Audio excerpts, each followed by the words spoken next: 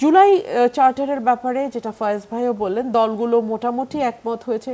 দফায় দফায় সরকারের সঙ্গে দলগুলোর বৈঠক হয়েছে, দলগুলোর নিজেদের মধ্যে মত বিনিময়ের সুযোগ ছিল। সো সকল কিছুর বিবেচনায় সনদটা জুলাইতেই সম্ভবত হতে যাচ্ছে।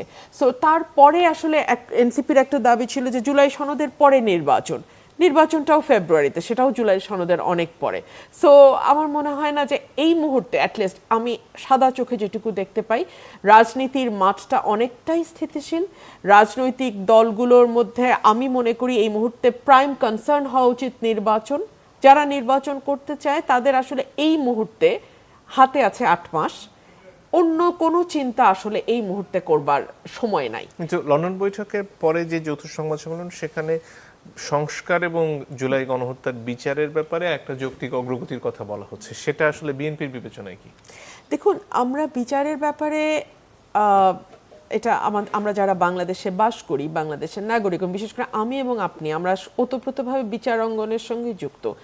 একটা মামলার জন্ম থেকে শুরু করে একটা মামলার শেষ হওয়া পর্যন্ত এটা একটা দীর্ঘ প্রক্রিয়া। দেখুন মানসুর, আসলে আপনি বিচারের অগ্রগতি বলতে কোনটাকে ধরবেন? আপনি কি এফআইআর দায়েরকে বোঝাবেন, চার্জশিটকে বোঝাবেন, নিম্ন আদালতের রায় বোঝাবেন, উচ্চ আদালত বোঝাবেন, অ্যাপেলেট ডিভিশনে যাবেন, রিভিউ পিটিশন পর্যন্ত চিন্তা করবেন?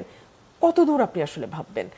সো বিচারটা আমরা আশা করব দ্রুততম সময়ের মধ্যে, যেটা রিজনেবল।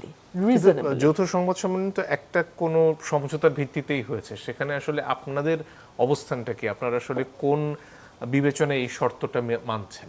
দেখুন, আমরা যেটা বলেছি যে বিএনপি এই 15 বছরের সবচেয়ে বড় ভিকটিম। এটা কিন্তু আজকে ফয়েজ ভাইও একই কথা বললেন যে বিএনপির মতন নির্যাতিত আর কোনো পলিটিক্যাল পার্টি হয় নাই, এবং বিএনপি নির্যাতিত হয়েছেই আওয়ামী লীগের দুঃশাসনের দ্বারাই।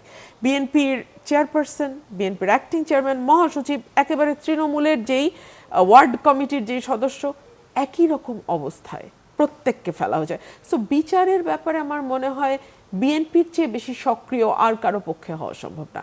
বিএনপি সক্রিয় হবে, তবে একই সঙ্গে আমি আশা করব এবং আমি বিশ্বাস করি বিচারটা নিউট্রালি এবং যার যা অপরাধ সেই অনুযায়ী বিচার হবে।